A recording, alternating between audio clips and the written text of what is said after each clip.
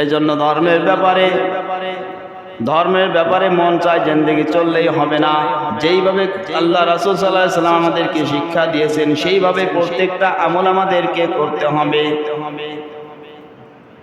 কারণ একদল লোক দেখা যায় বিবাহ শাদী পর্যন্ত করে না যে আমার ইবাদতে বিঘ্ন সৃষ্টি হবে। ইবাদতে বিঘ্ন সৃষ্টি হওয়ার লক্ষ্যে ইবাদত যে ত্রুটি হয়ে যাবে, ইবাদতের মধ্যে কমতি এসে যাবে, যে কারণে দুনিয়ার সমস্ত ঝামেলা থেকে মুক্ত থাকতে চাই, পারিবারিক সাংসারিক জীবন থেকেও মুক্ত থাকতে চাই, শুধুমাত্র আল্লাহর ইবাদত বন্দেগীর মধ্যে সময় কাটানোর জন্য, এটাও রয়েছে বাড়াবাড়ির মধ্যে। তাদেরকে বলা হয় সন্ন্যাসবাদ। অর্থাৎ তারা সন্ন্যাসবাদের জীবন তারা বেছে নিয়েছে, জীবনটা উৎসর্গ করেছে একমাত্র আল্লাহর জন্য, ইবাদত বন্দেগী করার জন্য। দুনিয়ার কোনো কাজের জন্য সে সময় নষ্ট করবে না।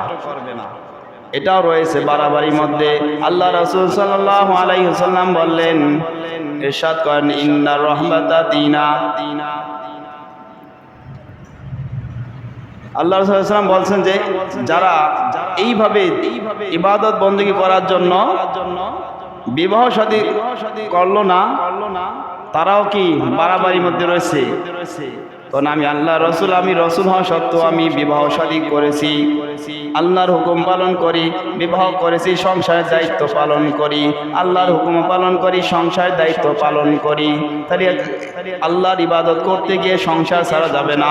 আল্লাহর ইবাদত পালন করার কারণে বিবাহ শাদী সংসারের দায়িত্ব থেকে মুক্ত যদি হতে হয়, এটাও হয়ে যাবে এক ধরনের বাড়াবাড়ি।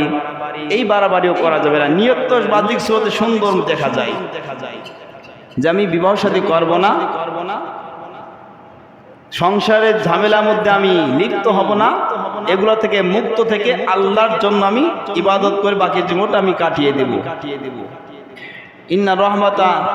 ইন্নার রাহবানিয়াতা লাম তুক্তাবা আলাইনা। কারণ সন্ন্যাসবাদের বিধান আমাদেরকে দেওয়া হয়নি যে বিবাহ শাদী করব না, সংসারের ঝামেলার মধ্যে লিপ্ত হব না, শুধুমাত্র আল্লাহ ইবাদত বন্দেগী করব, এমন বিধান আমাদেরকে দেওয়া হয়নি।